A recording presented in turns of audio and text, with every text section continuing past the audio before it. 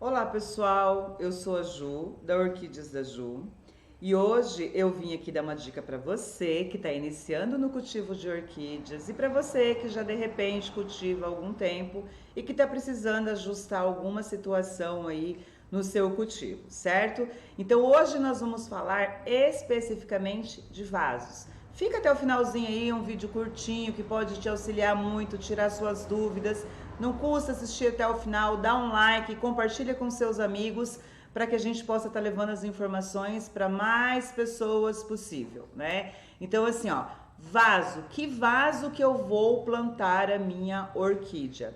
Gente, a escolha do vaso, ele depende muito da espécie que você vai estar cultivando. Às vezes acontece a gente plantar uma orquídea num vaso e ela não aceitar aquele vaso, a gente tem que fazer a troca, a gente tem que fazer escolhas. Isso acontece de vez em quando, gente. Então, assim, só que vocês devem levar em consideração o seguinte: o vaso, ele não pode ser muito maior do que a planta. Ele deve ter um tamanho adequado ao tamanho da planta, né? Geralmente a gente fala assim que a orquídea deve ser plantada e sobrar 2 dedos para que ela possa crescer por pelo menos uns 2 anos.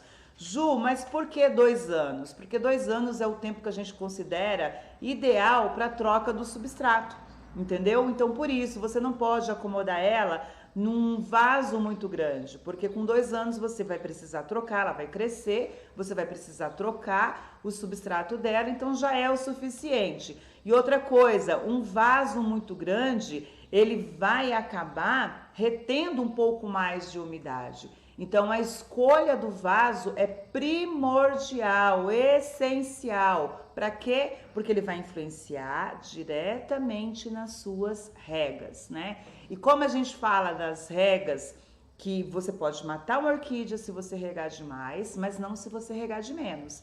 Então a escolha do vaso é essencial para poder saber como vai ser a sua rega.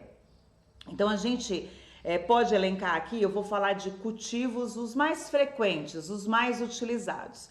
Existem os vasos de barro, os de plásticos e os cachepôs de madeiras. Esses são basicamente os mais utilizados, né? Então assim, ó, mas vai depender muito, independente deles, dos vasos que você está escolhendo, vamos dizer assim, todos eles têm que ter furos, tanto no fundo quanto nas laterais. A gente sabe que a maioria dos vasos de plástico não possuem furos nas laterais. Então, se você puder fazer os furos nas laterais para que circule mais ar, isso é muito importante.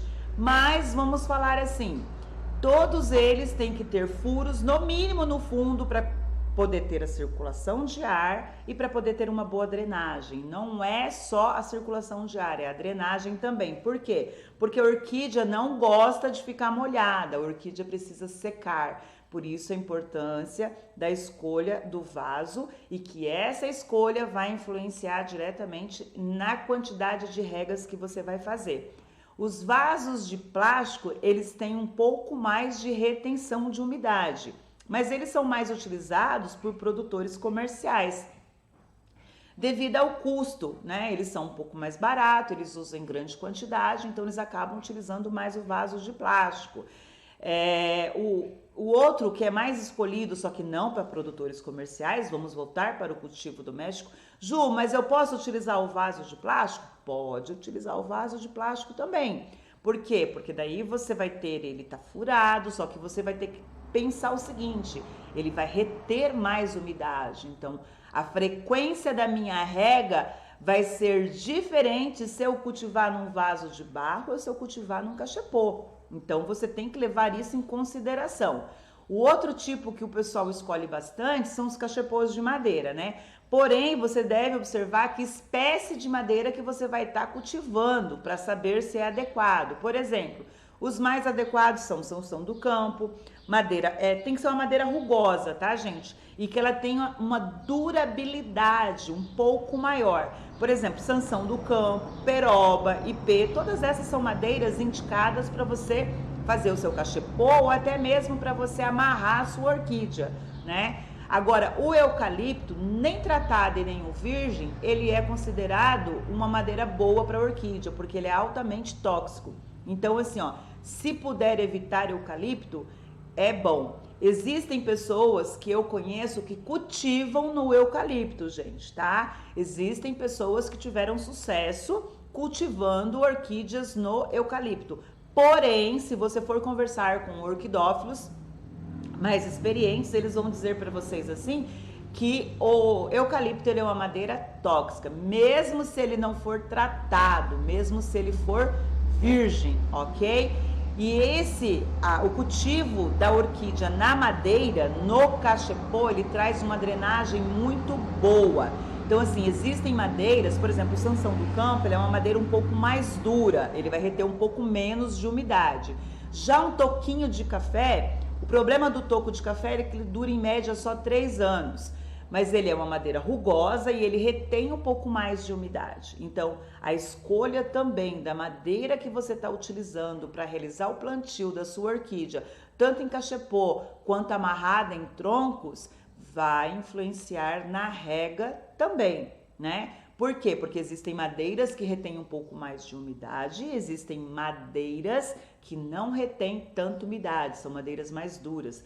O Sansão do Campo, ele não retém tanta umidade, mas para enraizamento, ele é ótimo, gente. Então, vai a dica aí, ó, peroba, ipê, Sansão do Campo, toquinho de café. Toquinho de café você encontra em áreas rurais. Não é uma madeira tão difícil de ser encontrada, é uma madeira até fácil de ser encontrada, é uma madeira boa para enraizamento, porém, estou falando no caso de amarrar a orquídea, porém, o que acontece? Ele não tem uma durabilidade tão grande quanto o ipê, quanto a peroba, quanto o Sansão do Campo, ok? Os vasos de cerâmica também são indicados porque eles possuem uma ótima drenagem, gente. E eles não retêm umidade. Ju, mas eles não retêm umidade, é ótimo. Gente, aquilo que eu falei, orquídea não gosta de ficar molhada, orquídea não gosta de água em excesso.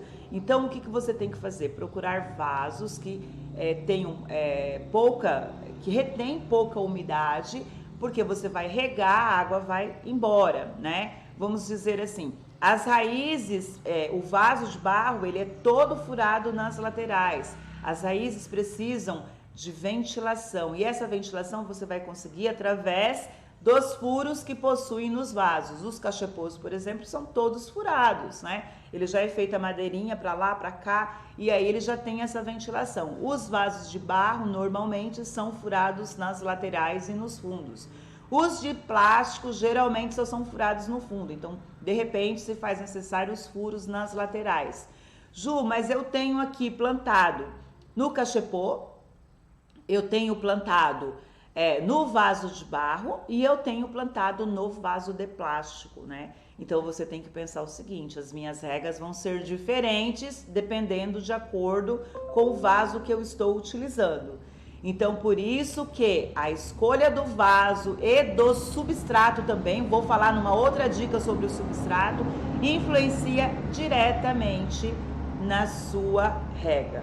Então, vamos lá. O que eu vou escolher para plantar as minhas orquídeas? Leve em consideração o ambiente que você está, temperatura da cidade que você mora, se o clima aí é úmido, se não é úmido, quanto tempo você tem para ficar fazendo as regas, tudo isso você tem que levar em consideração. Gente, eu espero que essa dica tenha ajudado e se vocês tiverem dúvidas, é só chamar no WhatsApp, chama lá que a gente auxilia vocês, a gente tira as dúvidas, né? Mas o importante orquídea, cultivo de orquídea é uma terapia, o importante é não desistir, porque isso ajuda vocês a ver o crescimento das raízes, até a floração, aquelas flores lindas, maravilhosas, grandes, isso é muito satisfatório, gente.